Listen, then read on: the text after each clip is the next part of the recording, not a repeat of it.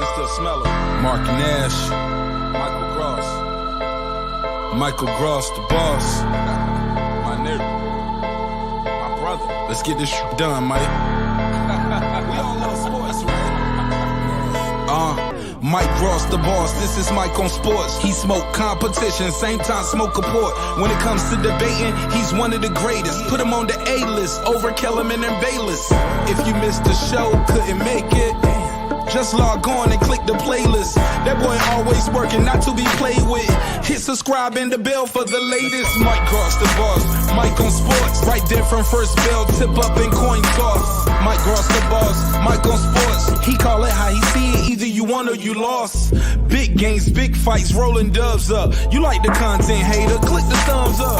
Cash app, super chat, go all in. But do your research first before you call in.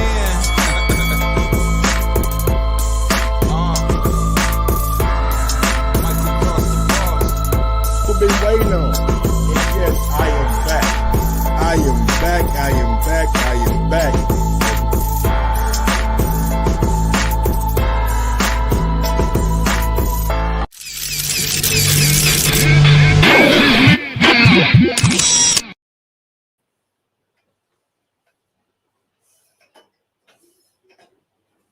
Oh shit. Yo.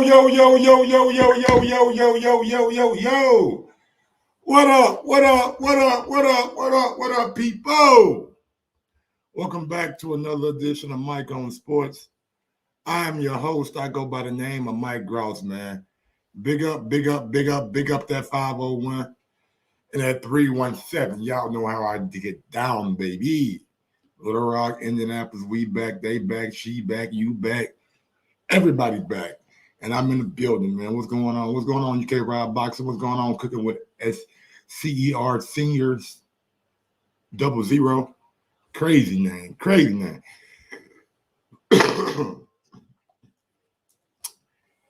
Well. Anthony Joshua loses his unified heavyweight title to Alexander Usyk.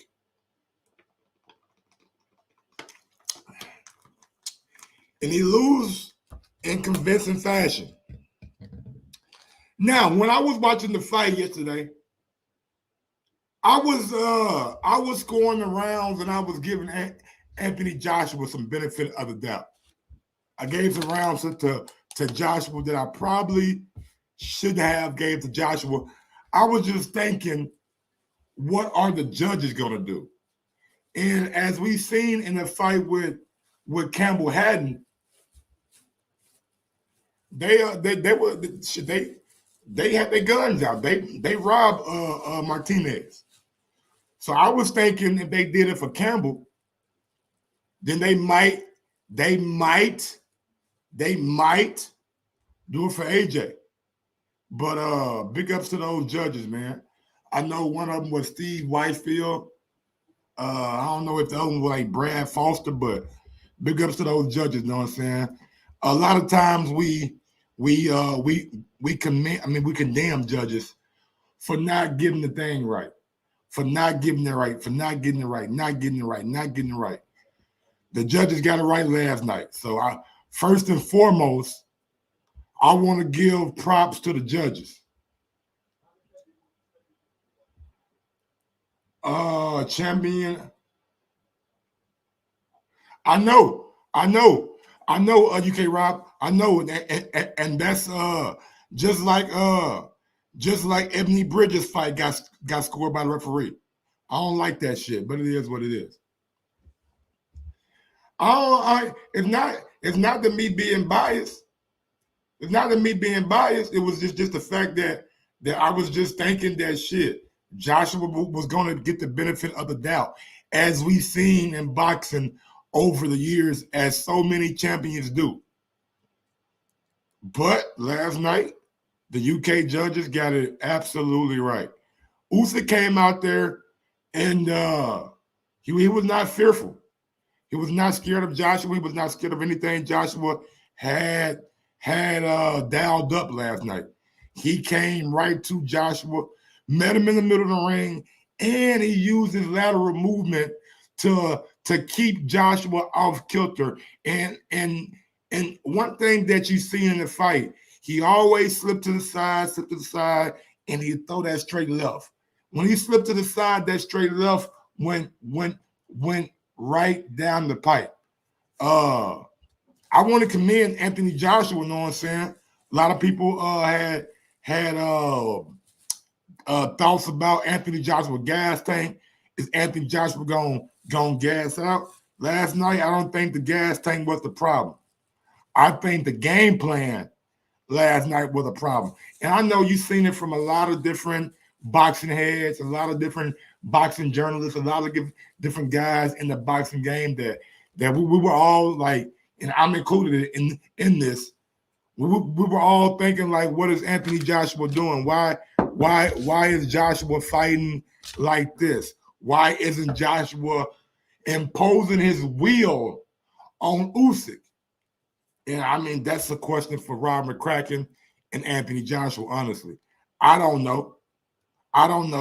If you got a 6'6", 240-pound man, you don't make him box. I mean the Dark Nitro, the game plan say, look, you said he was able to adjust on the fly. He made adjustments. He just didn't make the right adjustment. The right adjustment is the adjustment that Fury made against Wallin when he got that cut. Now I know Anthony Joshua didn't get cut, but his eye was fucking swollen. His eye was huge. So maybe that could have, you know what I'm saying, made him more aggressive. I don't know if Joshua was dog tired. I seen Joshua throwing punches in round 11 and 12. I mean, if you're a professional fighter, especially at the heavyweight division,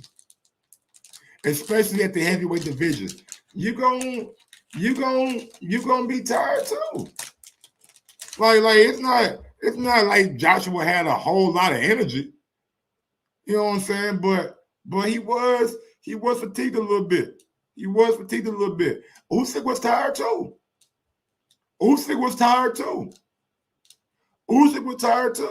The only time y'all seen AJ almost pass out is when he was on the ropes at the end of the round.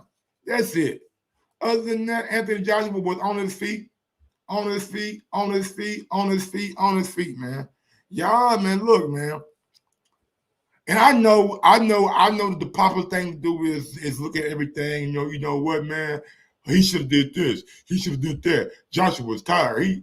Man, that's easy to say when you on the sideline and you ain't goddamn me look and you not in the fire. Did Joshua get knocked down?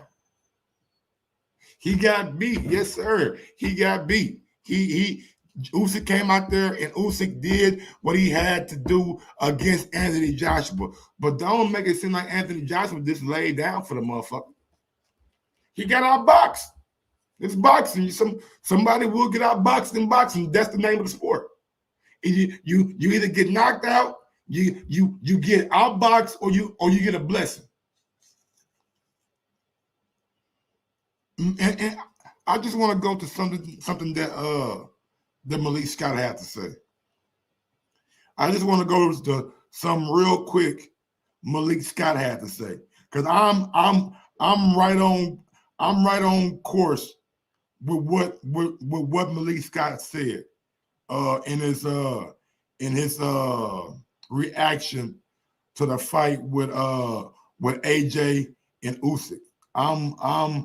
I'm right there with him. There we go. Here we go right here. I'm right there with Malik Scott. I mean, I probably won't block nobody. You know what I'm saying? I probably won't block nobody, but this is for y'all, you know what I'm saying, out there who kind of having joyful of another man's downfall. I never understood why people rejoice so much in somebody else's downfall. It's not like you guys out here was a big time Usyk fan. All right, let's stop that right now. Let's stop that right now. One no motherfuckers out here, oh, Usyk gonna do this, Mike. Usyk gonna do that. Nah. When nobody calling in, bigging up Usyk like that.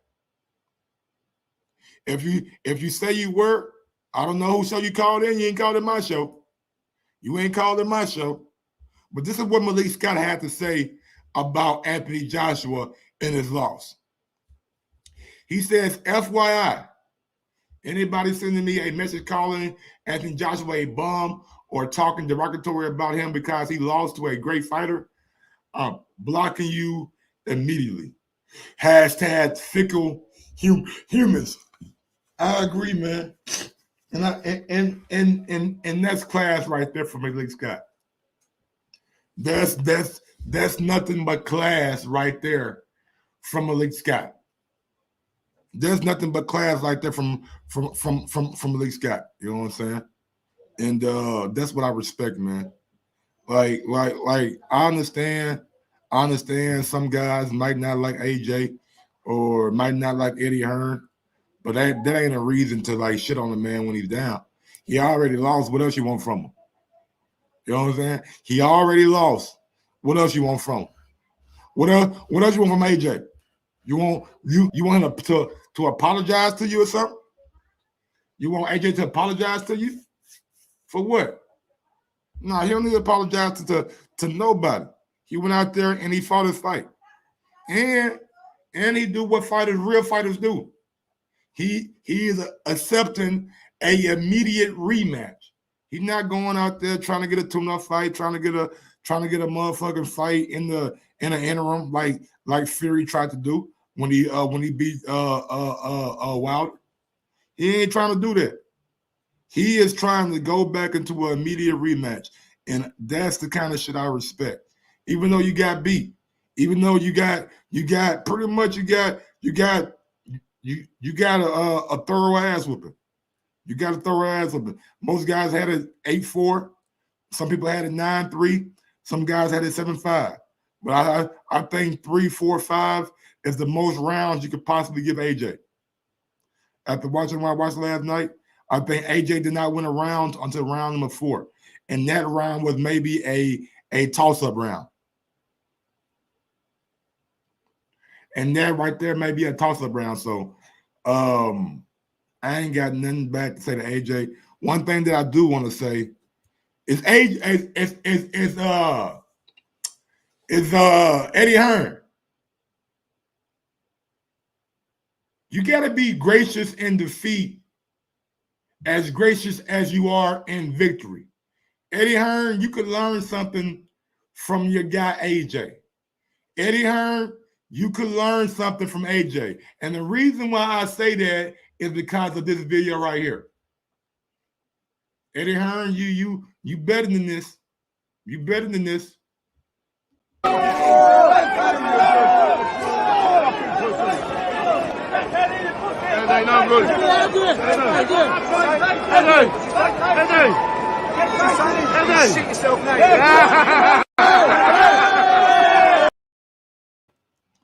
You got mad because somebody called you a pussy. You got mad because somebody called you a pussy. You get mad and you tell the fan you shit yourself and all this shit because somebody called you a pussy.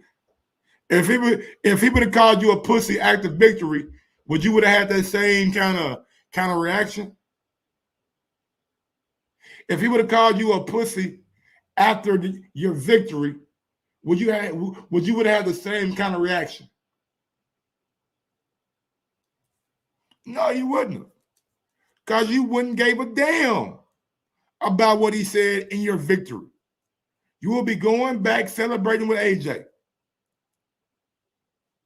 So you got to be gracious in defeat too, man. That ain't a good look for a promoter. Telling the people who patronize his event that he shut himself. You fucking pussy. Like, come on, Eddie, man. You better than that, dog. Maybe you're not. Maybe you're not. Maybe true colors show when you when your back up is up against the wall. Maybe you know what I'm saying, true colors are shown at that point in time. I didn't like that. I thought Eddie Hearn, you know what I'm saying, should have not said anything to the fans and just kept on walking. But when emotions run high, guys do anything, they say anything. Let's get out to some of the post-fight press conferences. Coach was feeling himself during pregame. That's the video of the day right there. We ain't ready for that yet. But let's get out to the post-fight press conference and let's hear what Usyk and Eddie Hearn and AJ and all these guys had to say about the victory or the loss last night. Let's get out to it, baby. You got Eddie Hearn right here. Talk to me, Eddie. It's just waiting to urinate for his drug test, so they'll probably have to follow him here, but just get him ready at the moment. So he will be joining us shortly. Pass over to you guys for any questions you got. Credit to AJ. Credit to AJ. Sometimes we see fighters, you know what I'm saying, not give no statements. Sometimes we see fighters say, oh, we got to go to the hospital. Sometimes we see fighters, you know what I'm saying, not face the media after a loss. Sometimes we see fighters not face the media after a loss. And AJ didn't do that. AJ came out and he took questions from the media and he said his piece and he did what champions do. You got to be gracious in defeat, just as gracious as you are in victory. I respect that. How does this compare in terms of how you're feeling right now compared to the recent? It's very different. Yeah, I'm glad you brought it up, Scat Rant. Let's go ahead and get this out of the way now. Let's go ahead and get this out of the way now, Scat Rant. Now, a lot of y'all is Alexander Usyk the #1 pound for pound fighter in the world? I'm glad my guy Scat Rant brought it up. Let's go ahead and get this out the way. Let's talk about it. Let's talk about it. Let's talk about it. Let's talk about it. Is Alexander Usyk the #1 pound for pound fighter in the world? Scat Rant says, hell yeah. And he got a goddamn good argument. He got a damn good argument. He got a damn good argument. This is right now is Mike on Sports Top 10 pound for pound list right here. Yes, sir. I ain't got to go to nobody's. I got my own right now. So let's say I think Usyk is above Jamil. I think Usyk is above Tiffany Lopez. I think Usyk is above Better Beef. I think Usyk is above Earl Spence Jr. I think Usyk is above Josh Taylor. I think Usyk is above Clarissa Shields. You know what? Let's do it. Let's do it right now. Let's do it. Let's do it right now. All right, let's put Usyk at #3. And let's go.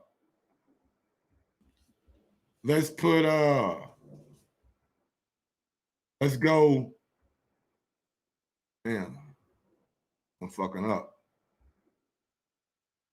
Let's go copy. Let's go #4. Let's go with a new way. 5. We're going with Clarissa Shields.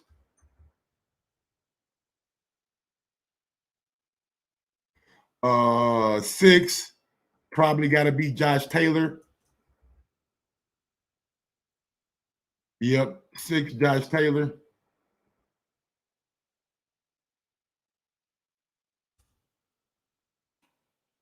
7, Earl Spence Jr.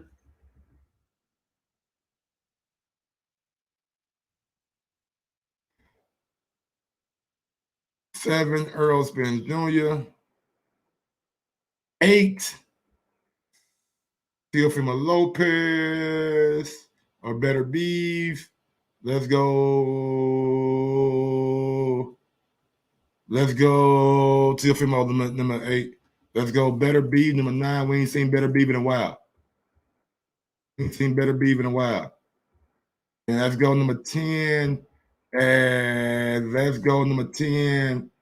I say number 10 should be maybe Jamel Charlo, number 10. Maybe Jamel at number 10. Jamel at number 10. Let's see. Let's see, do you guys agree with that? Let's see if you guys agree with that. Do you guys agree with my list? Let me know right now. What y'all think? What y'all think? What y'all think? Let me know. Let me think. What y'all think? What y'all think? Does Usyk need to be higher? Does Usyk need to be higher? Does Usyk need to be higher? Does Usyk need to be higher? Yes or no? Yes or no? Does Usyk need to be higher? I'm here, and I'm listening to y'all today.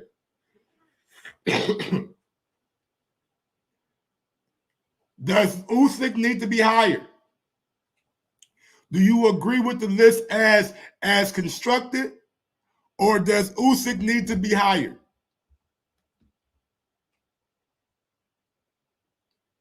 Usyk higher than Dud. Okay. I don't know who Dud is. Milk Dud? Who got a Milk Dud head on here? Who got a Milk Dud head on my list? Ain't nobody got no Milk Dud head on my list, man. Ain't nobody bald headed. Who y'all got, man? Does Alexander Usyk deserve to be higher? I just need a yes or a no. I don't need everything else y'all want to say. I need a yes or a no. Does Usyk deserve to be higher on the pound for pound list than number 3?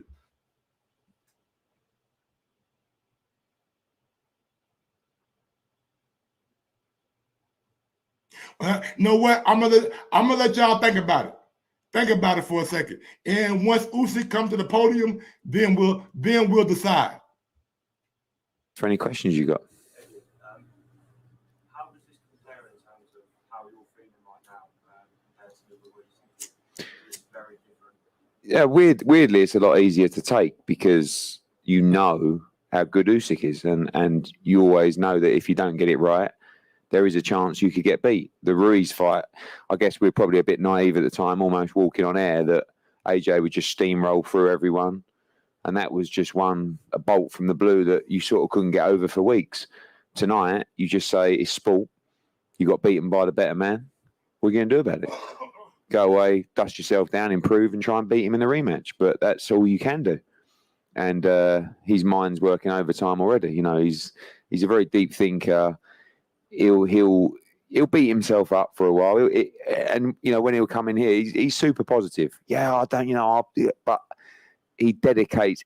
I gotta pause this, man, because I see a lot of guys out there saying, "Oh, Mike Usyk ain't defended his title yet." How many undisputed champions defended his title? Bud didn't defend his. Josh Taylor ain't defending his yet. Teofimo Lopez, I mean, I don't really call him undisputed because they hadn't got the real title. Like Carissa Shields, I never defended hers. Like once you get undisputed, man, like you made it to the mountaintop. You know what I'm saying? You made it to the mountaintop. Now Usyk is unified now, so now he has to defend those heavyweight titles. And another thing, heavyweight shouldn't be on the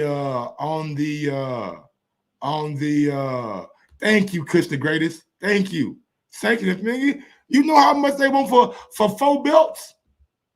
You know how much bread they want for 4, 5 belts? Come on, man. I ain't paying that shit either. But somebody else said, "Oh, Mike, he started at heavyweight. He should even be in the." No, bro. No. Y'all say he's a heavyweight. He shouldn't even be in the pound for pound list. Well, when he started off in his career, he started at cruiserweight.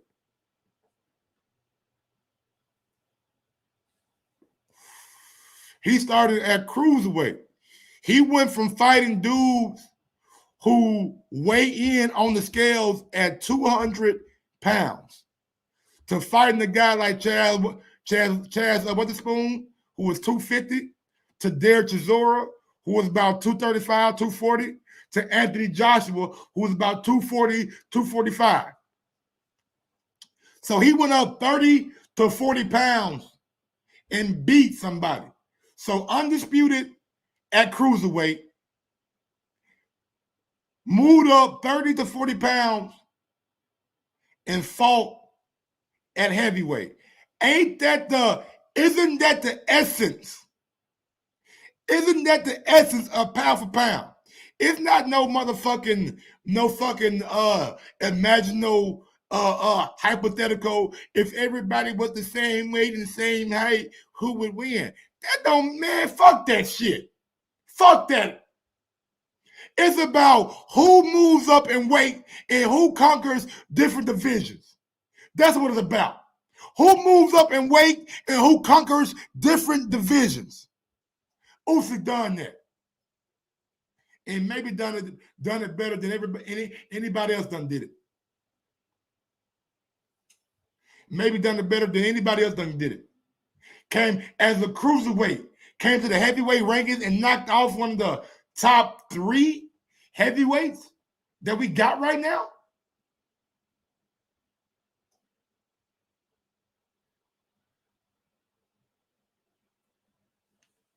Come on, man. That's what the essence of pound for pound is. Moving up and conquering different divisions. What Usyk got to do? He got to be Wilder and Fury with him for y'all to have him on the pound for pound list?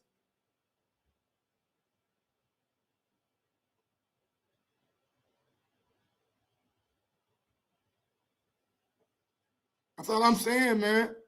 When the last time a cruiserweight became a heavyweight champion? Now, matter of fact, when the last time a cruiserweight became a unified heavyweight champion? I'll wait. Take it back. Go back to the 90s, nigga. Go back to the 90s. I know what it is. If Usyk was a brother, y'all, boy, y'all love Usyk, man. If Usyk was black, oh boy, y'all would love that nigga right now. I was like, Usyk, man, that motherfucker right there, boy, he a bad motherfucker. It kind of remind me of the Christian McCaffrey, you know what I'm saying? Like shit.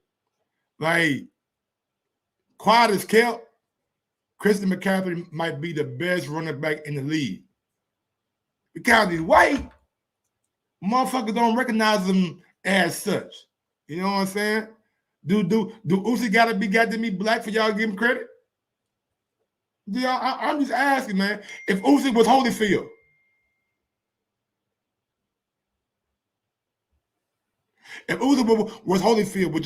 would y'all give him more props there?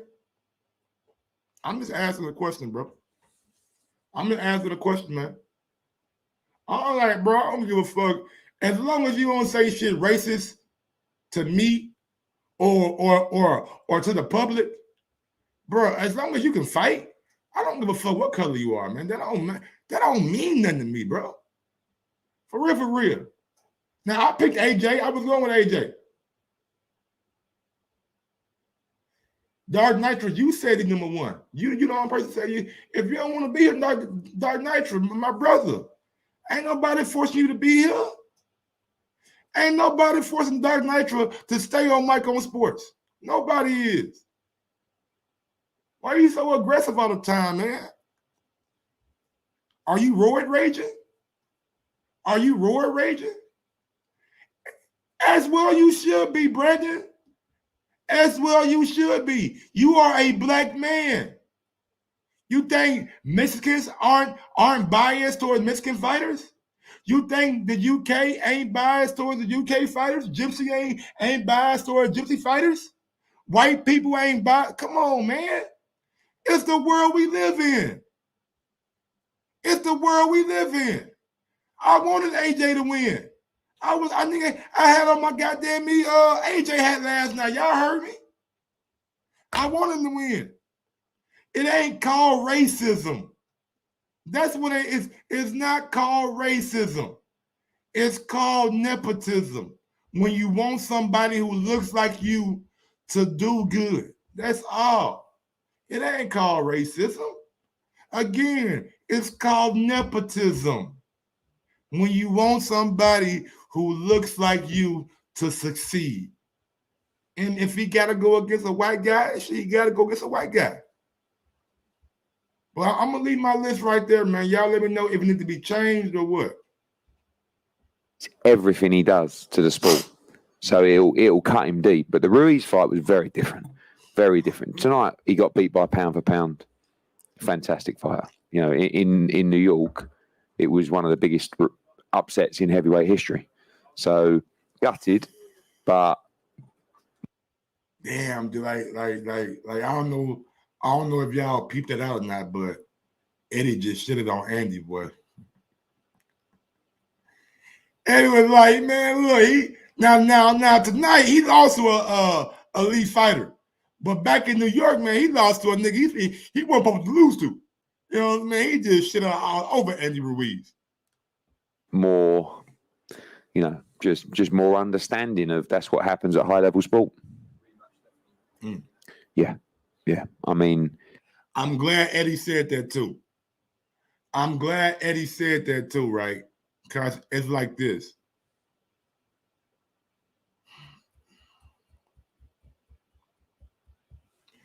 And I hate to do this, man.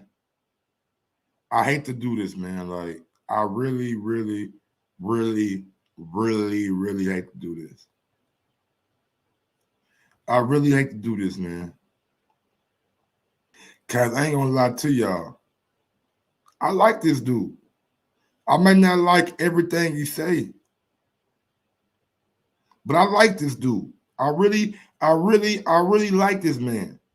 But I gotta lay the blame where the blame needs to be laid, because and boxing is the only sport that does this. Boxing is the only sport that does this, man. No, like you don't see this in football. You don't see this in basketball. You don't see this in golf. You don't see this in the MMA. You don't see this in soccer. Like, you don't see this shit in any other sport but ours. And I'm just confused as why. You know what I'm saying? That's what I'm confused. Like, why in our sport do we have to we gotta endure this, you know what I'm saying? And what I'm talking about is this. People act like losses defines a person's career. And we gotta look at it from the fact of the heavyweight division. The heavyweight division is unlike any other division in the sport of boxing, where one punch can change a fighter's whole night. I gotta blame Floyd Mayweather. And it's not like I'm blaming Floyd, like, but I'm blaming him because a lot of the fans and a lot of the fighters seem to think the only way that you can be a big dog in the sport is if you're undefeated. That ain't the case. Canelo's not undefeated.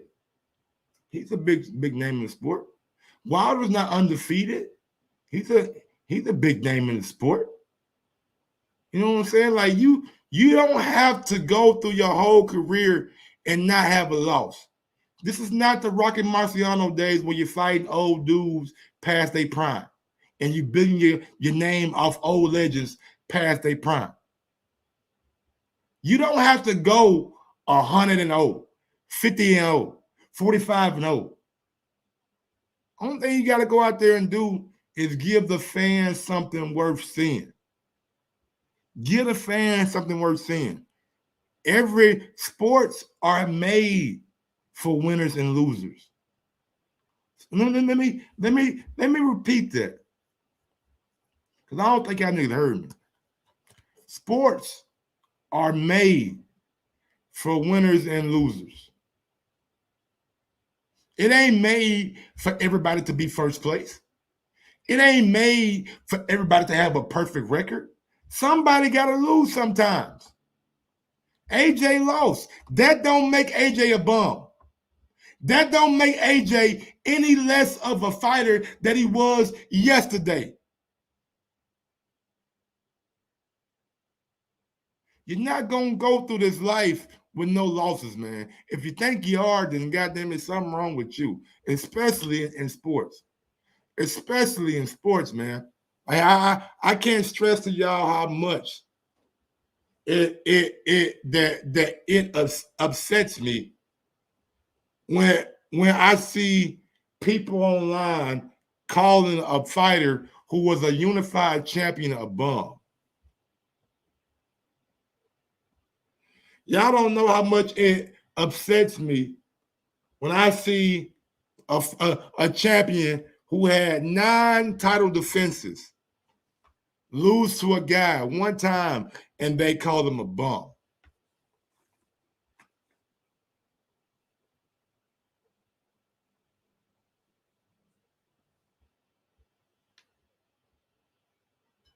Y'all got to be better than that, man. Y'all got to be better than that, man. And I'm not meaning y'all as the people who are in my chat. I'm just saying as boxing fans are in general. Everybody's not a bum who lose, bro. The UFC fans, they appreciate niggas who went out there and did battle at the behest of their entertainment. You know what I'm saying?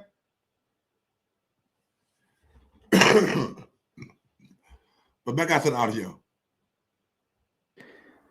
There's no one could convince him any different.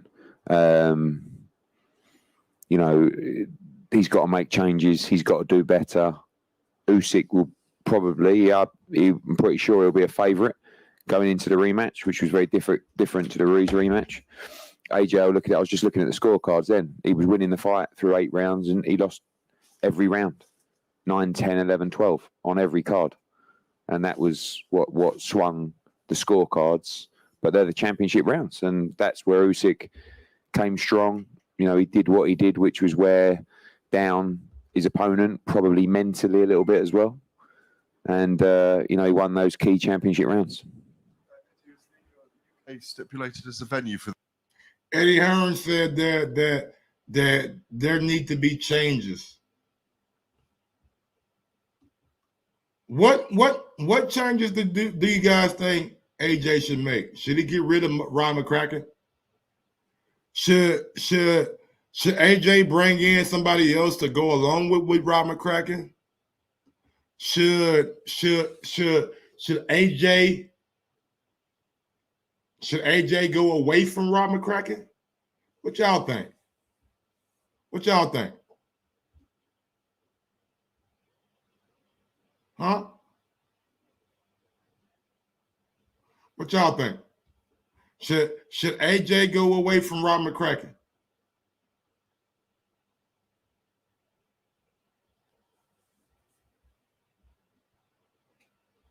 Should AJ just bring somebody else in to help Rob McCracken?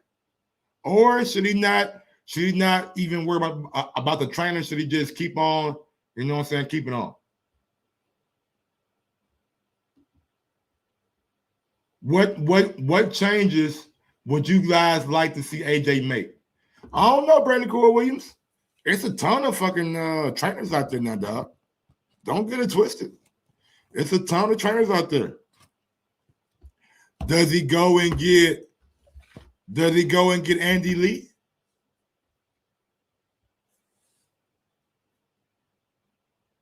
Does he go and get Andy Lee? Does he go and get Manny Robles? Virgil Hunter?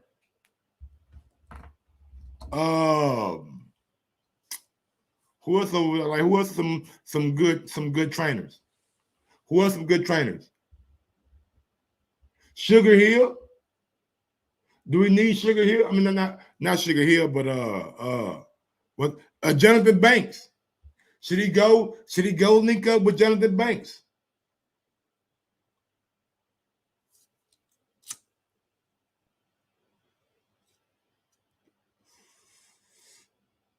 Does he need to go get Jonathan Banks? Buddy McGirt. I don't think Buddy's style is good for AJ though. I'm thinking of somebody. Y'all know what? Y'all know what? And I've said this over and over and over again.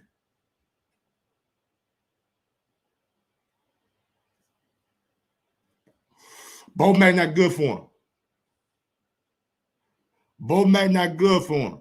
But it's funny that you bring up Bomac, because Bomac got an adversary. Bomac got an adversary who, to me, trains his fighters in a heavyweight kind of style. And the name that I'm going with is a man who has 2 unified champions. A man who has 2 unified champions. And I really think that this guy will be a fantastic heavyweight trainer. I think this man would be a fantastic heavyweight trainer. Does anybody know who I'm talking about? Does anybody know who I'm talking about? Does anybody know who I'm talking about?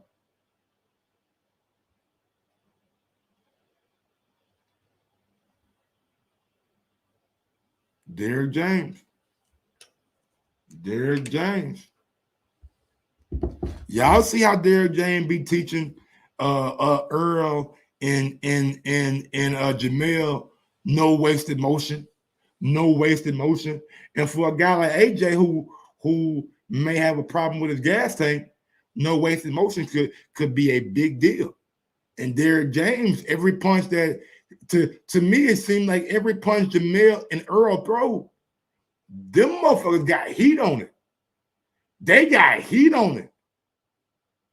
Now they don't have the output as other boxers have, but they have the pressure, they have the punching power, and honestly, I think Derrick James, I think Derrick James can make for a very, very, very good heavyweight trainer. I like his style, I like his movement, and I've had this thought. I've had this thought for over a year and a half, 2 years now. You know what I'm saying? And I've shared it on a couple of occasions, but I just think that Anthony Joshua linking up with Derrick James, maybe not even bringing Derrick James as his full trainer. Maybe that just means going to Texas for a couple of weeks, for a couple of weeks. You know what I'm saying? And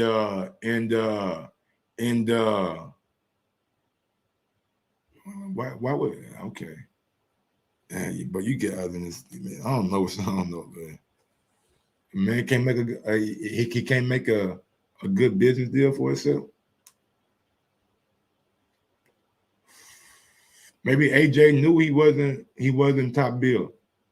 Maybe AJ knew the writing was on the wall, and that's why he signed that lifetime contract so he can guarantee him and his family generational wealth. Maybe AJ. No, yeah. It was great to hear Roy call by Canada. It was great to hear Roy Jones call him the zone. Hire Roy Jones, man. Hire Roy Jones, man. The zone, a top ranked PBC on Fox. Somebody hire Roy Jones, man. Triller, hire Roy Jones, man. Let Roy Jones call these fights, man. But yeah, maybe AJ knows that his time is coming to an end. And maybe that's why he signed a lifetime contract with Eddie Hearn. Maybe AJ knows the best, the highlights or the biggest moments of his career are already behind him because he sees what's coming up in the future. You know what I'm saying? Like I'm just saying, man. Like y'all don't know how the deal with Eddie Hearn and AJ gonna play out. Only thing y'all got right now is scenarios in y'all head of what could happen, Until we see AJ's career come to an end and we see his net earnings, you know what I'm saying, how much he made over his career, then we'll see if the partnership with Eddie was a good thing or a bad thing. Right now, it's just simply way too premature to have a final synopsis on AJ's career. Like, come on, man. Come on, y'all. Like, y'all gotta quit that, man. Maybe he knows he's not Canelo, Cass. Maybe he knows that he doesn't have the skills of Canelo and he's trying to ensure him and his family generational wealth. Maybe he knew he was going to lose to Usyk. Maybe he's trying to secure the bag now and down the line. Come on, y'all. It's chess, and this ain't checkers. This ain't the move ain't gonna show itself right away. This not checkers. It's chess. It takes time. You got to set up and you got to develop a strategy to get to where you need to get to. For the rematch? No. So it could be in Ukraine, yeah? No, very unlikely, I think. Ukraine's not great in February. So it's February. Now, on a serious note, we will work together to maximise the revenue. Ukraine, very unlikely, to be honest. I think it'll be international. It'll be in the UK. There you have it. Y'all heard what he said. Y'all heard what he said. Let me run it back right quick for y'all. We want to maximize. No, we will work together to maximize the revenue. So it's now, on a serious note, we will work together to maximise the revenue. Ukraine, very unlikely, to be honest. I think it'll be international. It'll be in the UK, but I would think it'll be in the UK. And Eddie, what's the update on Nancy? Yeah, it's not gonna be. I got a bet right now. This fight won't be in the UK. There you go, Cass. There you go, Cass. You know it, boy. You know it, boy. Now look, if you're Eddie Hearn and you know that your fighter just got pretty much got beat up he didn't get knocked out, he got beat up. What do you need to do going into this third fight? You need to make sure if you guys lose, which could be a very, very good possibility that you will, you need to make sure that the revenue for this fight either equals or eclipses that of the Joshua Ruiz 2 fight. And the only way you can do that is by what? The only way you can do that is by what? Making this fight international, a Dubai fight, a Saudi Arabia fight, somewhere like that. Eddie Hearn has already showed you his blueprint. Don't believe what people tell you. Oh, it's more than likely it'll be in the UK. Don't believe what people tell you. Believe what people show you. Believe what people have done. History only repeats itself. History only repeats itself. Humans go back to what they know. They go back to what they know. And Eddie Hearn, hate him, like him, love him, not like him, whatever. He knows how to get to that bag. He knows how to get to. Ask the Zone, ask Sky Sports, ask Dubai, ask America. He knows how to get to that bag. Ask Canelo. You know how to get to that nigga Eddie and him. It seems like Canelo and Eddie real good friends. They best of friends right now. But one thing that we have to understand, right, is that this was a mandatory defense. So in order for there to be a rematch clause, Usyk team had to agree, and you have to believe that Usyk split going into the fight with Anthony Joshua this second time will be greater than that of Andy Ruiz, because Andy didn't really have a leg to stand on. Andy had to capitulate. Usyk gave AJ a rematch clause. And you know, anytime you give somebody something, you're going to be asking for something favorable in return. So maybe that's a more favorable split. Maybe that's a bigger percentage of the pie going into a rematch. Joshua's eye injury. I think he's okay. I don't think he's fractured an eye socket. That was the worry at first. He said he couldn't see out of it from the 9th round. His corner done a great job. Well, Mr. Nigeria boy. Oh, you know AJ had a fight at Madison Square Garden, right? You know AJ had a fight at Madison Square Garden, right? Do me a favor. Go look up what AJ purse was that night and go look at how many people were at the arena. And you tell me if AJ can sell in the States or not. It's severely swollen, but I think he's okay. And what has Anthony said since the fight to you? He hasn't stopped talking for 2 hours about the fight. Chisora's been in, Bellew's been in, you know, and they're all three of them try to solve the master plan. Just positive, upbeat. He doesn't want to, he's not the kind of guy to be licking his wounds. I know he will be inside, but he, when he comes in here, you'll see he'll be very positive.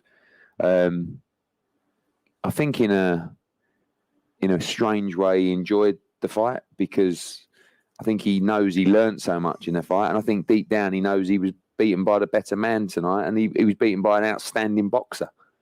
So I think I think he needs credit because he could have swerved that fight easy, and maybe. I know I'm smarter than that, Mr. Nigeria boy. That's why I don't listen to narratives and listen to other people's opinion. I just simply go off the numbers. People's opinions, people's narratives, people's words can all lie. And Mike, in what state? In June. What, nigga? That's not even word, bro. But numbers don't lie. I think AJ made close to like $30 million that night. I think the arena had like 16,000, 17,000 people. I don't give a damn where they came from. I don't give a damn where they came from. I don't give a damn where they came from. You know what I'm saying? You feel me? AJ made bread when he came to America. Like we ain't go for like, you know what? You know what? AJ versus Ruiz, 1 purse.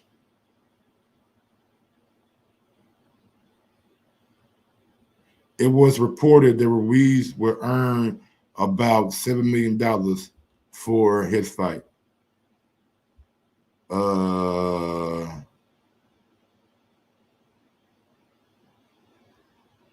Let me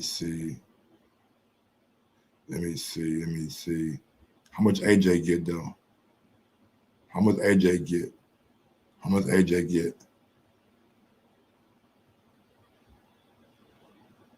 I mean, the sport news.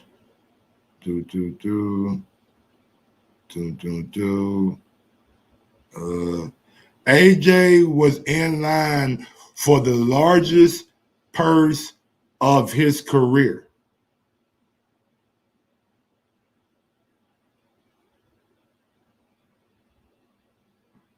Let me repeat that again. Joshua was in line for the largest purse of his career per CNBC.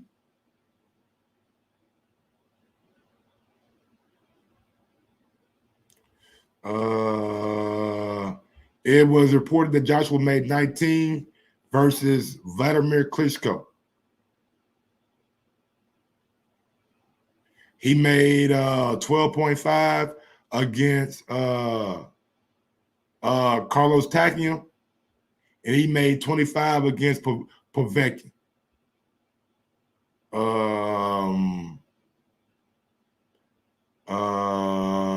Let me see.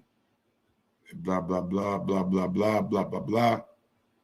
So, yeah, there you go. Oh, come on, man. Are you for real?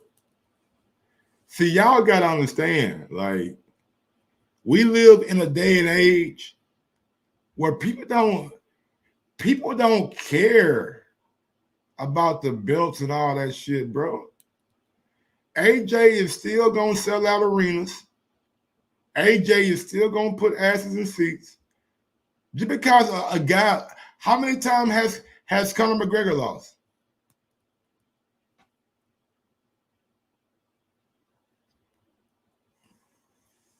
How many times has Conor McGregor lost? Ain't Conor still the #1 attraction in the UFC?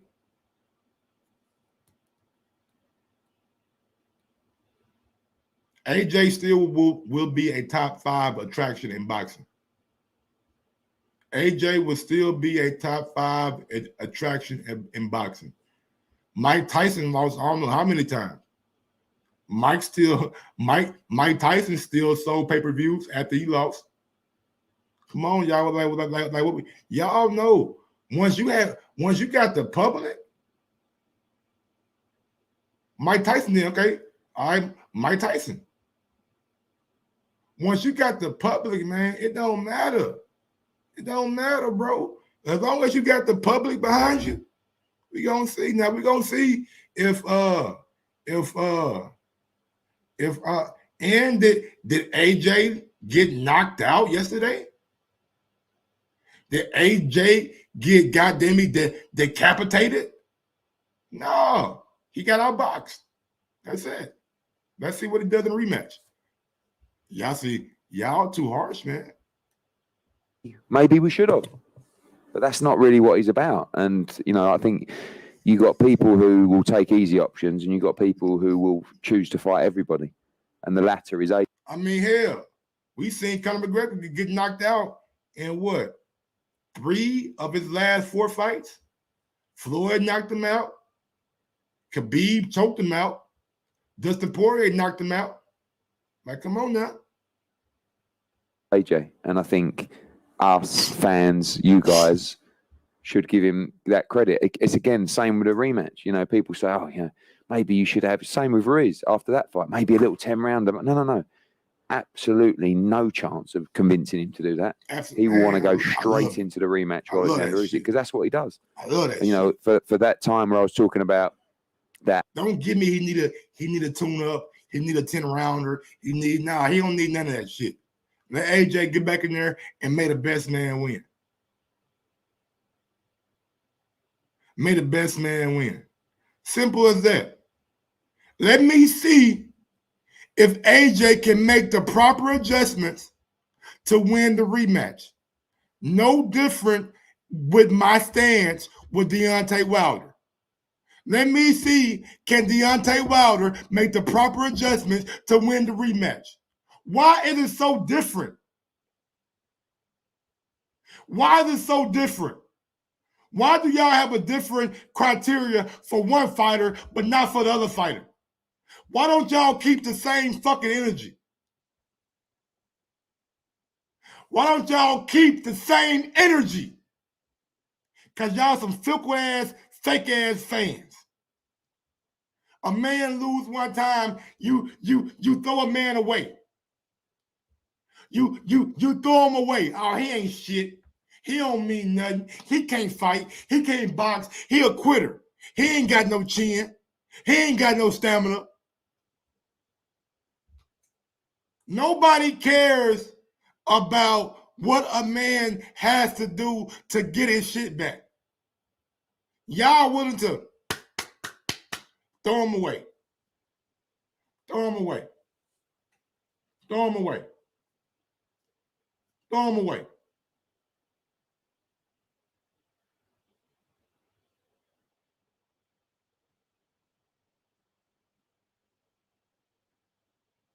I don't get it, man. And right now, 12-fight run that he's been on. Dillian White, Charles Martin, I'm gonna go grab me a fucking beverage, man. Brazil, Molina, Klitschko, Takam, Parker, Povetkin, Ruiz, Pulev, Usyk. Now you're going to stick Usyk on him again. That's a 13-fight run. I actually feel quite bad. And I think someone said in the change room, can't we fight Jake Paul or something? You know, he seems to have to take all these tough fights, but, you know, hopefully he's remembered for that.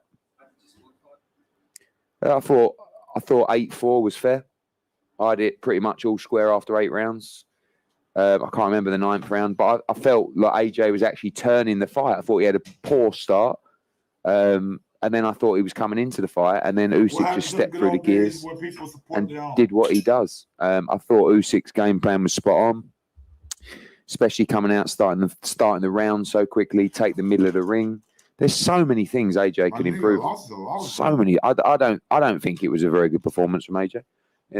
Not at all. So let me get this right. How much of that? Let me. So,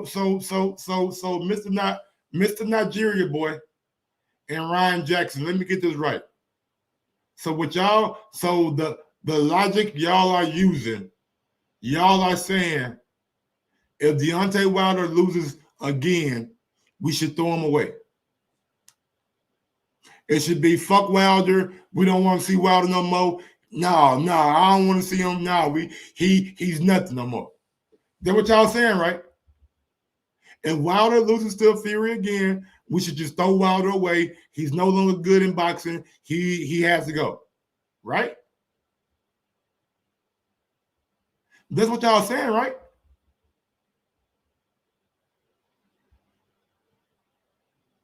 I can't wait to see this energy change.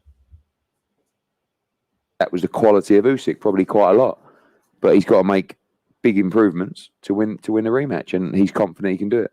The rematch with Usyk completely different to a rematch with Yeah, I mean, in the sense that you go in as an underdog. So that's okay. I mean, you know, it is what it is. I think Usyk will be a favourite going into the rematch, but there are, you know, when you talk about that performance from AJ, he can fight so much better than that. So much better than that. But Usyk was brilliant. So how much of that, you know, was it he made AJ fight like that, etc. But I still believe he can do much better against Usyk. But he would have to make some changes. Do you think it's just up to you, Anthony, and not Anthony? Would you advise him to take the rematch there? Yeah, because I don't, you know, Matt, at the end of the day, what are you going to do? You know, you're going to go and have a 10-rounder or fight an interim bout. Ultimately, if he doesn't accept the rematch clause. See, Mr. Nigeria boy, I know you don't pay attention, right? I know you don't pay attention, right? You know what I'm saying? Cause literally, I got a ticker at the bottom of my screen that says, call in 317-220-6995. And I dropped the StreamYard link in my chat. I mean, I don't know what you want me to do, dog. I don't know what you want me to do, man. I'm here for it. You know, I'm dodging I'm dodging a boy. Nigga, I ain't Damien. I ain't dodging no boy. I ain't Damien, nigga. You know, I'm a boy. Damn, no, I ain't him. Bring your ass on, man. Oh, Mike, I wish you had a call in them, right? What? What? What? Come on, man. Come on, big dog. Come on. Yeah, what you thought this was? Like you thought I'm just a regular degular ass dude who ain't got no call-in number? What you thought I could afford no call-in number or something? Y'all know me, man. Shit. I'm smoking on that Nigeria pack tonight.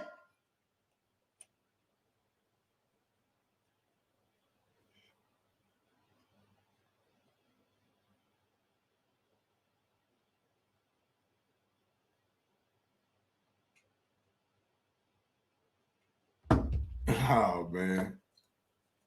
And look, I don't even want you to call in. Don't even call in, big dog. Hop on the link. That's all you gotta do. Hop on the link. You know what? Let's just wait a little while. Give them time. I'm gonna go back out to the audio. If I need to drop the international link in the chat, I will. If I need to go out and drop my international link, I will. He will not get a chance to win his world championships back. Possibly ever, the way this game works. Do you know what I mean? And that was the same with Ruiz. To be honest, I would have actually probably advised him not to take the Ruiz match after that kind of defeat. I know he was outboxed tonight, but against Andy Ruiz, he went down 4 or 5 times. You know, and he was stopped quite badly in that fight. Tonight, he was outboxed. You know, and started to get a little bit beat up towards the end, but you know, there's a number of reasons for that. But I don't see another option. You know, he's not going to want to go and have a 10-rounder at the O2. He's going to want to try and win his belts back, and again, should be commended for it. And this time, as what will be an underdog in that rematch. I won't say that when he turns up, but we know that's what he should. Let's get past Eddie right quick. And let's get to Eddie had the whole press conference. Eddie had the whole press conference there. But not to the level he can box. Get like 2. Yeah, I mean, when you go through the resume of beating Huck in Germany, Gassiev in Russia. Here we go, AJ. Here go AJ. We'll carry on.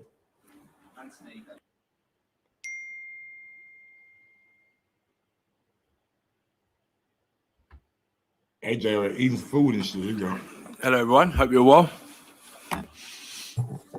Good. Oh, good, man, look. guys. Questions? Hey, Ron Rob up Jackson. here, myself and Freddie. I'm over here, nigga, we'll carry on. defending the damn UK. Like, I'm from the fucking UK or something. They ain't nowhere to be found. Well done to the winner. And we'll be back again. Get back into training. Great 12 rounds. Great experience as well in the ring. And we progress from this point on once again. So we'll be doing it all again soon. Much better now. It's weird. It was bad at one stage. It was bad, then it's getting a lot better now. So it's all good. Yeah, it's crazy. Like I'm looking at AJ, man. He a fast healer. Like I thought the eye was almost closed during the fight, right? I thought the eye was almost closed. Hey, man, y'all leave Nigeria boy alone. Damn, y'all some damn bullies, my nigga. Y'all chill out. Chill out, man. He ain't got to come on.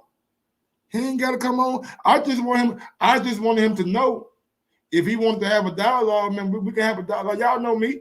I do call-in show every day. Every day I do a call-in show. If y'all want to have a dialogue with me, y'all are more than welcome to have some dialogue. I don't run from nobody. Nobody should run from me. It's just we just talking boxing.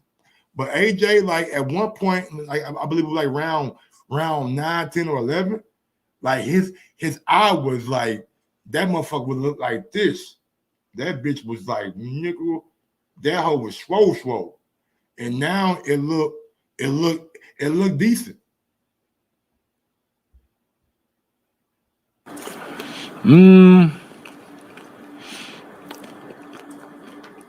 What went wrong? Just taking a loss, but we'll get it right. Probably in the 9th. From the 9th, I couldn't see in the 9th round. Couldn't see anything really. Like my eye was shut. But it was a good experience because, like in adversity, you just got to learn to control yourself, stay on top of things. And Jeffro, I'm gonna keep it real with you, bro.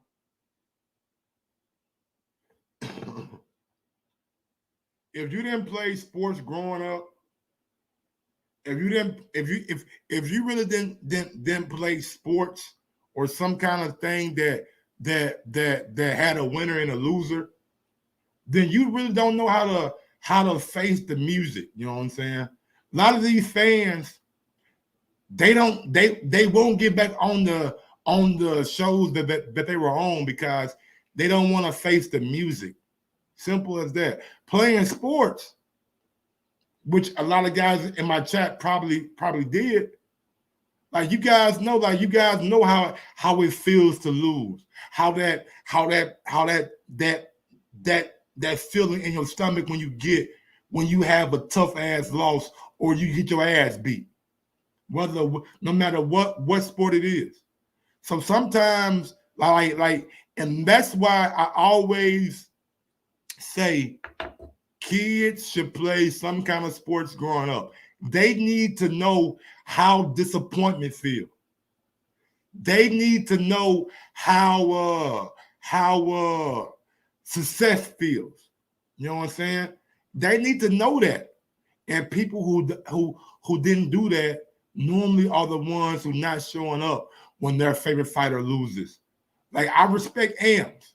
I respect my guy Ams. Ams ain't going nowhere.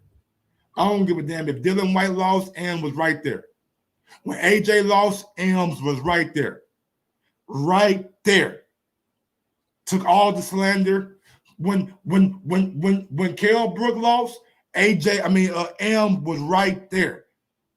And best believe y'all, best believe me, if Wilder lose, I'm gonna be right here. If Bud lose, I'm gonna be right here. Ain't no ducking, ain't no dodging. All the shit y'all want to talk, I'm here for it. Because at the end of the day, it's just sports. It's just something, it's just entertainment that we love to consume. That's it. So when I couldn't see anything, it's the first time it's happened in a fight. So I was thinking, all right, cool, this is the first time my eyes closed up in a fight. I can't see nothing. Like I'm looking at a one eye kind of thing. And yeah, but it got better as the rounds went on. Good pace, and we'll be back. 100%. Man, what the fuck is you eating, AJ? Like, that nigga got his ass whooped so bad he had to get something to eat. Like, hey man, this nigga sound like drill. And let me go get something to eat right quick. Come on, T. Let go get something to eat.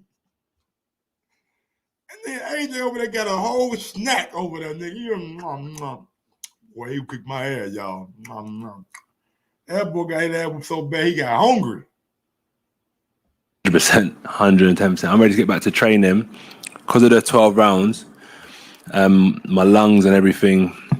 It was a good 12 rounder, so I'll be in a good place when I get back into training to pick up where we left off. Well done on being a great champion. Huh? Well done on being a great champion. Oh, thank you, mate. I appreciate it. Thank you. Anthony, in terms of your eye, if it hadn't swollen up and you'd been able to see, what was your strategy in those last few rounds? Same. Continue the process. Continue the process. But when I couldn't see, I had, yeah. But yeah, just continue the process. To be honest with you. You clearly rated Alexander, you said before. Were you surprised how good he was that night? With all due respect, not necessarily. He's just a lot lighter, so the pace, he got a good pace, but he still gets hit. You know, he gets hit a lot. And in the rematch, you'll just learn how to hit him more and be more concussive with our punch selection. You obviously prepared a long time for Usyk. Is there anything specifically in the room that you didn't expect or was struck by his performance? I never tend to look at the opponent. I just tend to look at myself and realize where I went wrong. So it's not so much what he done, it's the opportunities I gave him. So it's not so much him. I'm just going to go back and look at myself and correct my wrongs.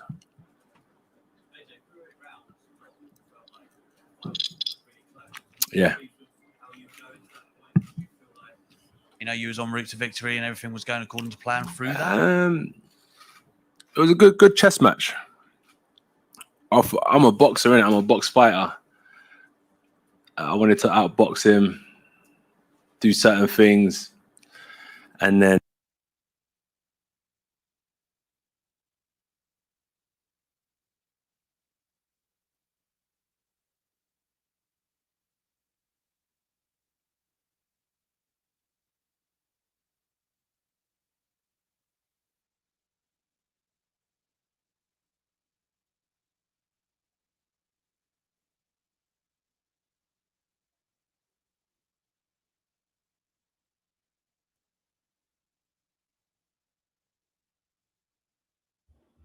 I never understood why Earl Spence Jr.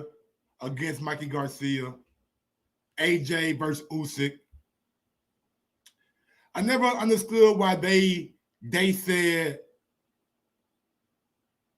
they want to outbox somebody, especially in these kind of fights. Especially when you're Earl Spence, when you're outweighing Mikey Garcia 15, 20 pounds, when you're AJ and you're outweighing Usyk 20, 25 pounds. Why is the game plan to outbox a smaller opponent? That shouldn't be the game plan. The smaller opponent, you shouldn't be trying to outbox him. You should try to impose your will on him. Impose your size on him. Impose your physical nature on that opponent. If he's smaller than you, let him know he's too light in the ass to be in the ring with you. Don't give me, I went out there to outbox him. I don't want to hear that. Knock their little ass out. And yeah, after that, my eye, man, just peaked in the 9th round. It was great lesson, though. Great lesson.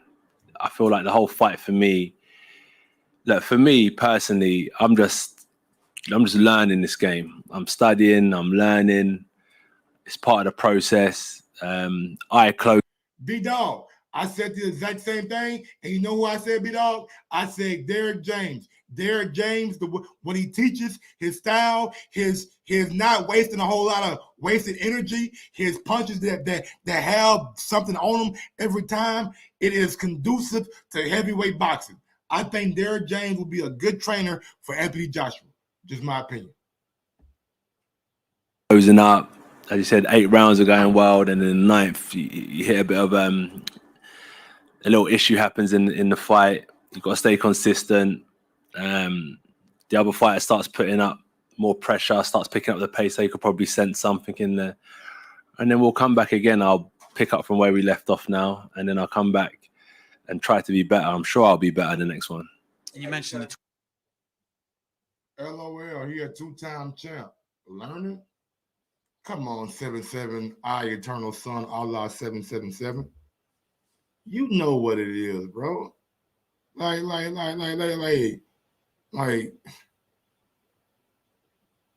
no matter how long you've been in the sport of boxing, You could always learn things, man. And that's just not with boxing. That's with life. That's with anything you do. If you still have the same mind frame, or if AJ still has the same kind of mind frame that he had when he first started boxing, or even 3 years ago, then he done wasted 3 years of his time. When you stop learning, you stop growing. Good job, Cool Breeze. 12 rounds as well. Sorry, you mentioned the 12 rounds as well. And obviously good cardio and stuff. Like Great cardio, great cardio. Would you come in lighter, heavier? Are you happy with how everything was with your engine? Well, I said I don't tend to look at the weight and think to myself, oh, I want to come in lighter or heavier. I just look at whatever happens in sparring. I just adapt my training to how I'm performing in sparring, and then the weight kind of figures itself out. As a heavyweight, we haven't got to make weight, so I'll just condition myself to how I'm performing when I'm doing my rounds in the ring.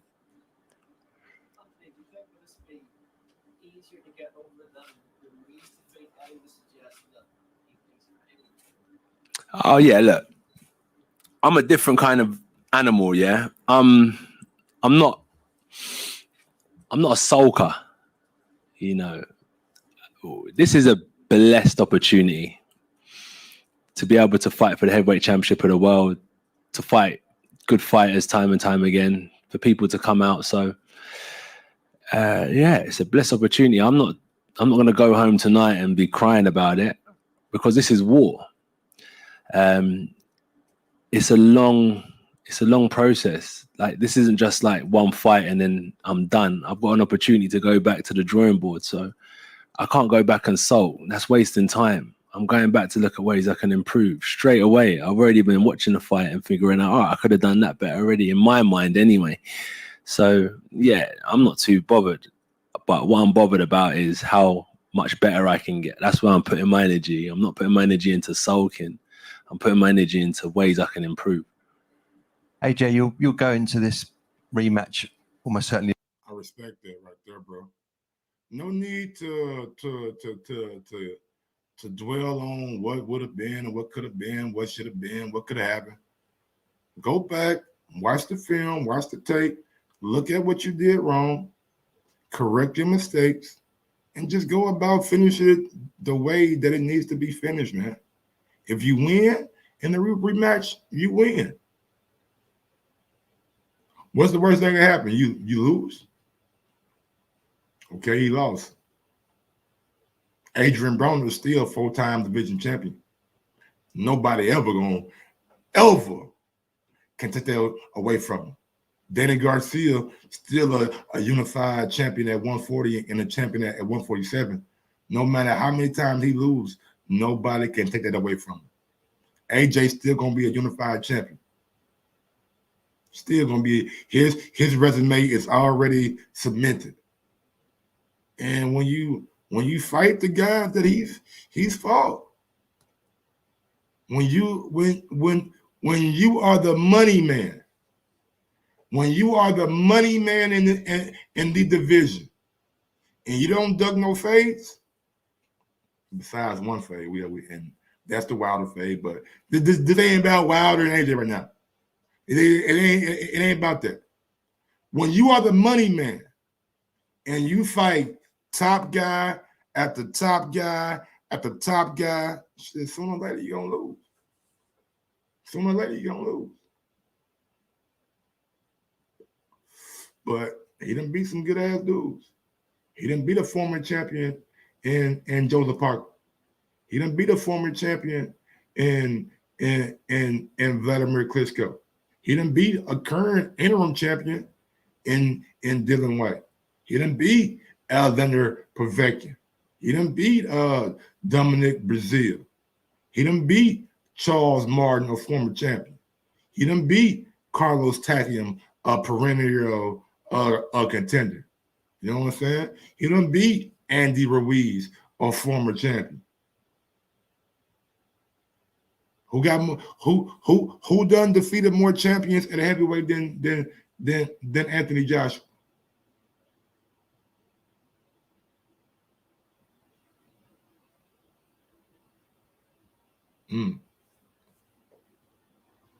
is the underdog, which you haven't had for a long while, certainly since Klitschko or maybe before.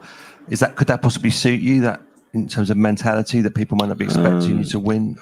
I don't look at it kind of like underdog and whatnot. If you know me, I'm not fussed about.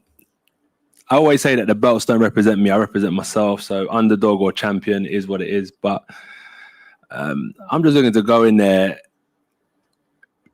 improved, stronger, smarter, and I believe I'll get a good win in the next fight because of what I learned in this fight.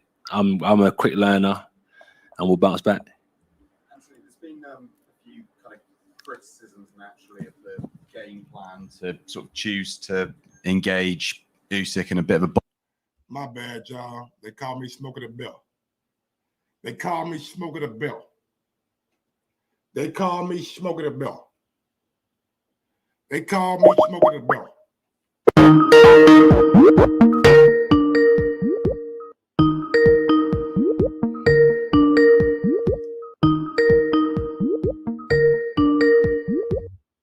Wagwan, brethren. Wagwan. Can you hear me? Can you hear me? I can hear you fine. What's good, homie? Talk to me, man. What's going on? First time calling in, right? It is, man. What's your name? Basically, I just want. What's your name? Mr. Nigeria, brother. Let everybody know who called in. Everybody know who called in. The guy who was talking all that shit about AJ in the chat. Mr. Nigeria boy. What's going on, big dog?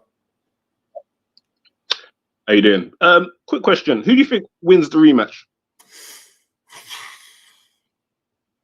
We just started off from there because there was a lot of points that he was making that made no sense. But who do you think wins the rematch?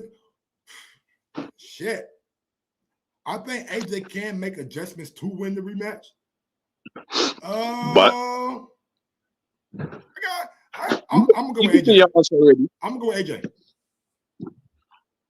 Do you think AJ wins the rematch? Yes. And with what style? He adopts the same style, or he comes in there and tries to walk him down?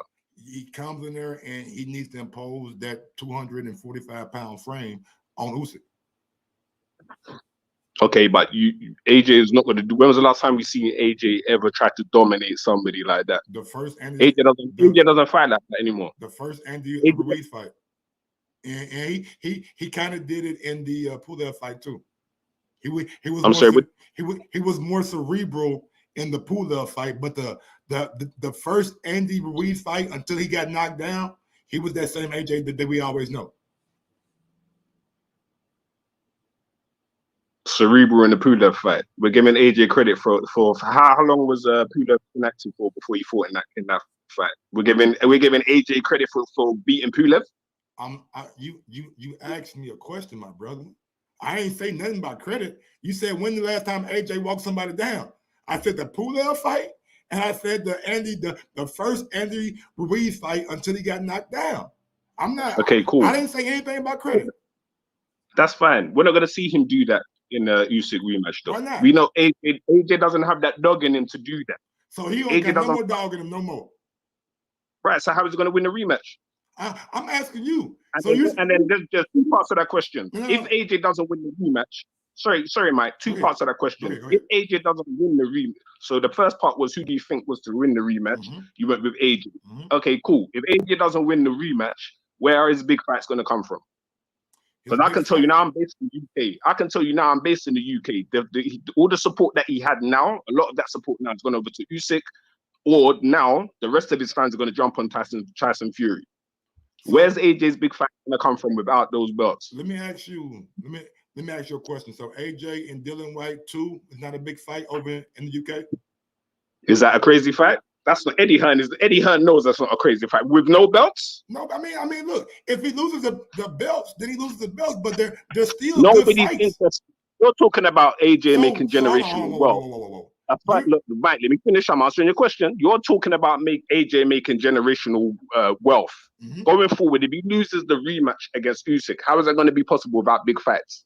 Nobody's going to pay that pay-per-view with Dillian White is not going to sell. Because you lose, don't make it. It doesn't not make you the money man. AJ been a money. Real quick. Before AJ had the belts, he was doing 20,000 in the O2 Arena. Before he had the belts, How many times do dudes lose over in the UK and people still come out to support them? Where's this big fight's gonna come from, Mike? If he loses the rematch, that's all I'm asking. He could still fight Wilder. He could still fight. With no belt? Yes. He's gonna fight. He's gonna come out of his mouth to fight Wilder now with no belts. Just because he has to. He got to get back to that point. Just because you don't have any belts don't mean there's no big fight for you, man. I don't. Sean Porter don't have no belt, but guess what? He got a big fight coming up.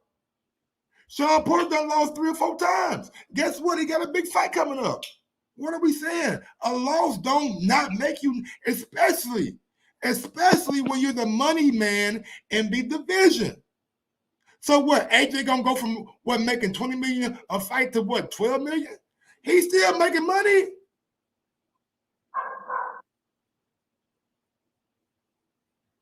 Oh, you went quiet on me. Let me ask you a question. You said AJ doesn't have any dog in him. How do you know that? Because we've seen it. How? It's been on display. When? It was on display in the Ruiz fight. It was on display in the Whoa. What part of the Ruiz fight are you referring to? When he started getting hit. Okay. It was even on display before that. It was on display even when he didn't want in the ring with him in the Joseph Parker fight. That's when he really got no dog. Did he not get up? Did he not quit in that fight? I don't think he quit. I think that you don't think he quit? Go back and watch that. I think the ref. They would. Hold on, Mike. Hold on. Go back and watch that fight and watch his body language. In what round did he get stopped? The 7th? When he looks over to the corner and the ref asked him, "Are you ready?" He was like, "Yeah, let's go." And he was just chilling on the ropes. And as he was chilling on the ropes, the ref waved it off. I don't think AJ quit. Mike, you can see a fighter's body language and he doesn't want it. Bro, if the man, let me ask you a question. So that if a man wanted to quit, would he get up 5 times? Sorry? If a man really wanted to quit, would he get up 5 times? Flash knockdowns, Mike. Come on, stop. You know about boxing. They're flash knockdowns. You can still get up, but it doesn't mean that you want to continue to take the punishment. Mike, stop. Mike, stop it. For real, man? They built. This is how Andy Joshua was. Mike, let me tell you. I'm from the UK. Andy Joshua was built up. Andy Joshua was built up as the British equivalent of Mike Tyson. This is how they built him up when he first came out of the Olympics. Along the way, when he wasn't knocking people out, it's now changed into now Andy Joshua, this masterful boxer. He's no longer this dog. He's no longer this Mike Tyson-esque tank that runs through everybody. All of a sudden, AJ now is this. I'm a master boxer. I'm a heavyweight Mayweather. It's not him, Mike. That I agree with. He should not be trying to outbox Usyk. I think to be a heavyweight, to say the man don't have dog though, man. You judging a man's heart, and you don't know what's in the man's heart, bro. You don't know if AJ got some dog in him or not. We ain't seen him. Mike, we've seen it. I'll tell you who got dog in him like that. Derek Chisora. AJ don't have the dog that Derek Chisora has in him. He don't have that. Even I would go as far as to say Dillian White. He don't have that. AJ, you hit him once, you see how AJ clams up like he's not even a professional boxer. He clams up when you hit him. Like he's getting beaten up in the schoolyard or something. Like AJ don't have that dog in him, Mike. He don't. That against Ruiz in the second fight. Not against Pulev that much. But against Usyk, he was just having problems dealing with the movement, man. I don't like to say a man ain't got no dog in him, man. Like, I don't know him like that. I don't know how he trains. I don't know what he does in training. He's a dog in him, Mike. Once you take Joshua into the deep water, if AJ comes out and blasts Usyk out in the second fight, would you change your stance? Of course, 100%, but he won't do it. All right, fair. 100%, I'll change my. Even if I was saying, because I've never been a huge fan of Joshua. I see through the hype. We can tell. He did build boxer. We know how they do it over here. But I was going to give him his respect if he beat Usyk because I knew that was by far his hardest fight. But he ain't got your respect already, though. After Ruiz, nah. So everything he did prior to Ruiz goes out the window. He almost lost to Klitschko. If Klitschko would have been 5 years younger, Klitschko would have got him out of there. Personally, I think Jarrell Miller would have beat him before if he would have fought him and if he would have fought him up. The shit Jarrell had in his system, hell yeah, he would have beat him. Hell yeah, he would have beat him. Nigga had the whole pharmacy in the goddamn system. Anyway, that's beside the point. So hold on. Whoa, real quick. Real quick. Beating Dylan White, beating Dylan White don't mean nothing. Beating Parker, beating Klitschko, beating Takium, beating Povetkin, that don't mean nothing. Cool. Go ahead. No, if he would have fought Ortiz or not ducked Ortiz, I would have saluted him for that fight. But no, he's done nothing apart from beat Klitschko, who he almost lost to. Takum, no, you get no ratings for Takum. Who was Takum? Parker. Let's not stop acting like Parker was this great champion before Andy Joshua fought him. Let's stop acting like that. He beat Ruiz. He beat Ruiz. I'm talking about because hold on. What has Luis Ortiz done, man? Let me know. What's Luis' defining moment? Getting knocked out? Becoming Joshua's mandatory and getting ducked. All that shit. What is Luis Ortiz' defining moment? Getting knocked out? Beating Brian Jennings? Come on, man. Like, come on now. No, don't do this. Don't bring Luis Ortiz up. Like Luis Ortiz done this great shit in his career. He done fought Travis Kaufman. He done fought goddamn me. What's that boy name? Kristen Hammer. He done fought some guys that we shoot. He done fought a dude that was like a sparring partner of Joseph Parker. Like Luis Ortiz is a solid heavyweight, but to say that he's this world beater, he's not. Anthony Joshua has not fought any of the 2 top heavyweights in the division. 3, if you talk about Luis Ortiz, he hasn't. And we know now why they kept him away from Luis Ortiz, because he's a different kind of southpaw. He would have put. I mean, according to the box rec, he has. Andrew Ruiz is the top heavyweight. So is Dylan White. Top 5 at least. Now Wilder and Fury, they got their own thing going on. So Joshua and Wilder, that they couldn't get it figured out. And I know I blame Joshua too. So I ain't really gonna go down that path with you. But Joshua, like, to not fight the and Fury was out of the game for 2.5 years, and he came back and he been dealing with Wilder. So and Joshua and Fury were supposed to fight this year, but we all know that was bullshit. But anyway, like, Joshua done fought some pretty credible guys. His resume is not better than Wilder's. It's better than he probably has the 2nd best resume. It's not better than Wilder's resume. It's not. It's not. It's not. And again, like I said, you already said that. I don't think you believe he wins a rematch. You didn't sound confident. I believe Wilder wins the rematch. Oh, we know that already, but we're talking about Joshua. Because I'm interested to really think where you think Joshua's career is going to go after this loss, and the manner of the loss, and the fact that he's not going to be on Sky Sports like that no more. So hold on. Let me get this right. If Joshua loses to Usyk, Sky Sports is going to disregard all the numbers and all the pay-per-views Joshua's done in the past, and they're going to cut ties with him.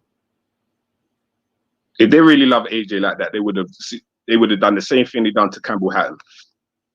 But if they really love AJ like that, come on. If they really AJ like that, that's what they do. You can't ask for a robbery, bro. That ain't boxing. That ain't boxing. I mean, it is boxing, but it shouldn't be boxing. They would have rigged the cards. Can't do that, man. Especially with everything that's been going on in boxing, man. Like people would have been outraged. But have like that and lose on the cards. So what now? Man, say it again. You think you could have a performance like that and lose on the cards? Who? Canelo? But in his backyard. Canelo. You think Canelo have a performance like that in his backyard the cards. Good point. Good point. Good point. Good point. Good point. That's different, If though. That's big, Canelo. the biggest star that you know, they say Joshua's the biggest heavyweight, he's the face of boxing, him and Canelo. You think they would do that to Canelo in his backyard, 3 belts on the line, and make Canelo lose on the cards? I guess we'll see. I guess we'll see if Caleb Plant is what he say he is. We'll see. We got like about a month to go, so about a month some change. Anyway, okay. One last question. Do you think Joshua gets at any point? Do I think Joshua does what? Gets his belts back at any point in his career? I think he beats Usyk in the rematch. Oh, so you're running with that? You think he beats Usyk clean match? Yes. Damn, Mike. I think it's simple adjustments to be made. Change the fighting style. Go back to what. And my guy, Roboy Fresh, called in the other day. He was like, man, these guys got to remember what got them to the dance. You know what I'm saying? Got to remember what made you AJ. What made you this big knockout puncher, this guy that everybody was talking about. AJ, somebody needs to. What's that scene in Rocky where Mickey tells him how real it was? Where they made you was made, bro. All those fighters was bombs. Was meant to win. Oh man, this ain't no movie though, bro. This ain't no movie, man. This is the situation for Andy Joshua right now. They was bums, right? He was meant to win. All right. Lost to our underdog. The only word is not losing to the underdogs. Well, he lost to one last time. Fury was an underdog in the rematch? Yeah, Fury was plus money. Yeah. I don't know about that. It wasn't no big money. It was like plus 120 or some shit like that. It wasn't not crazy. But Mr. Nigeria boy, man, thanks for calling in, man. What's much love, man. Call in anytime, man. I do this show every day. So I'm here all the time. So if you ain't already subscribed to the channel, please go ahead and do so. And a great conversation, brother. No problem. Take care. No problem. Shout out to my guy, Mr. Nigeria boy. He made some valid points. A lot of them I just didn't agree with. The Canelo one I did agree with, but I'm not going to judge a man's heart. To say a man ain't got no dog, that's something that I'm just not willing to do. It kind of reminds me of Andre Ward saying Wilder doesn't want to go into a second fight with Tyson Fury. How do you know that? How do you know that? You got an inside to Wilder, you got an inside to AJ that the general public don't. You know what I'm saying, so that's something that I like to stay away from, judging people's intentions and judging people's heart, or back in the WWF days, testicular fortitude. You know what I'm saying? Shout out to my guy, goddamn me, Jim Ross, and that nigga Jim, one of the best goddamn me commentators ever. Boxing fight. Do you have any regrets about that? None at all. As I said, it's all about experiences. You've got to trust the process. If it went well tonight, it would have been perfect, but it didn't. So I can't really look at it and have any regrets. We went through the process, but what I'm happy about, as I said, you've always got to look at the positive, is that I can go again.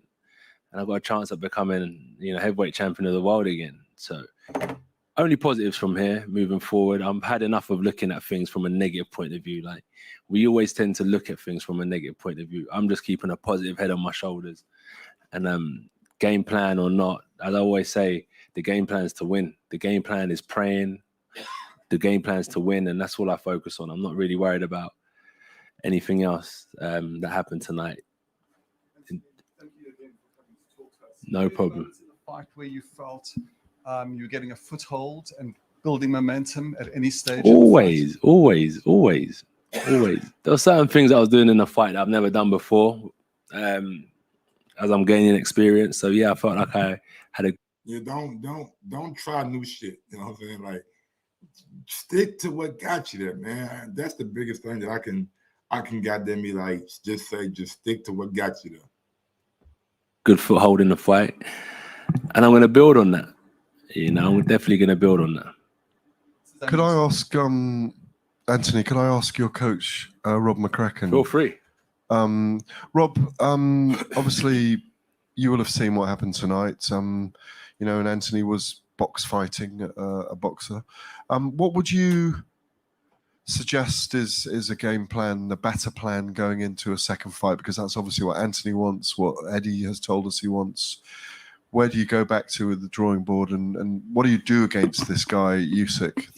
There's no drawing board, Gareth. The proverbial. Yeah, there's no drawing board, to be honest. You've got to apply pressure behind your jab and your right hand, and you've got to keep him off balance, and you've got to put shots together when you get there. But as we've seen tonight, Usyk's a very good boxer. But look, Anthony's already addressed that he's learning on the job, and he showed that in the Ruiz rematch. And I've got no doubts that if he applies. Yeah, it shouldn't be learning on the job, Rob. There should be no learning on the job right there. Definitely, but we went 12 rounds, so yeah, you hit people hard, you hurt them, but they're smart. They're good boxers at this level. People know how to survive. When you hit someone hard, they know how to ride the shot. They're just quite intelligent at this level. So even though you hurt them, it's not so concussive where the next punch that lands is going to knock them out. It's like chopping down a big tree. It takes a bit of time. It takes a few shots with an axe. When you're at a different level, a lower level, it's a lot easier to knock someone out. So I'm at a stage in my career where I'm trying to progress and I'm trying to level up, and I will get there for sure. And when I was walking back through the tunnel, I just said to myself, I'm ready to get back to the gym. I'm ready to just put that work in. Like most people, when they finish a fight, it's like, yeah, let me go out and have a bit of fun. But my mindset is a bit different. Like I just want to get back to the gym and get back on the grind so I can improve. So when I'm fighting these good guys, when I do see that they're hurt, etc., I can capitalize on the opportunity once again. But as I said, like, it's a great lesson today. It was a great lesson. I know we can look at it from a negative point of view. I can tell. I'm looking at Joshua, right? I can tell the loss hurt him, but I can see that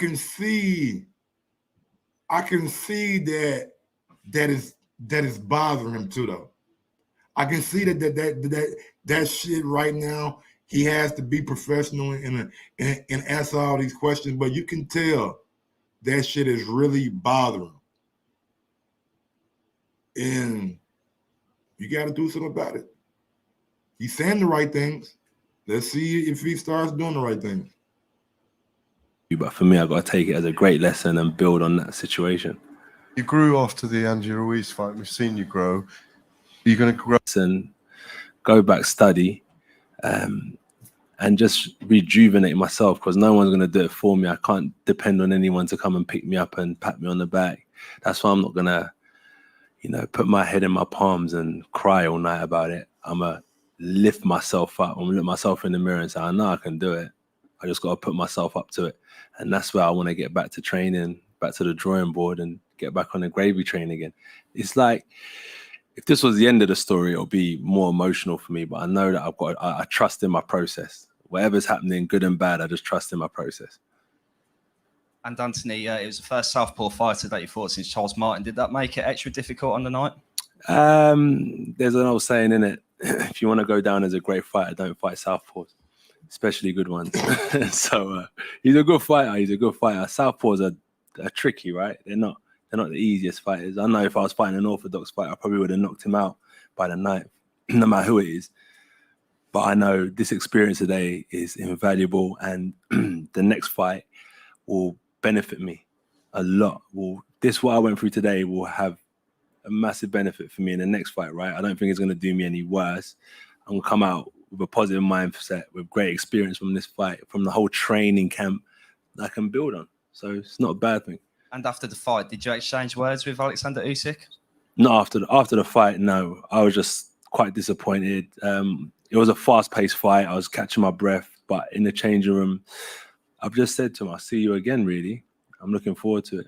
sent a message to his kids as well, saying hello, and that's it. AJ, couple more questions, guys. That man said, "Hey," I told him, "Hey, look, man, I see you again. Really, that's about it. I like it.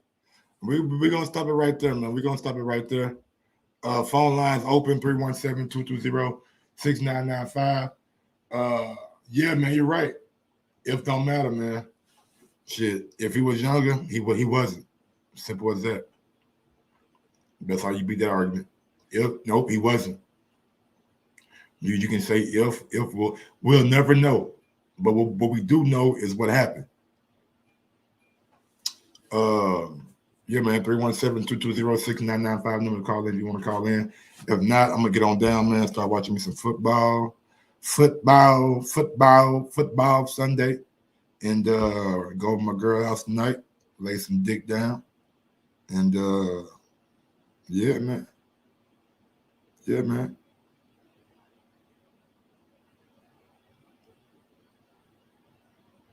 That's what we gonna do.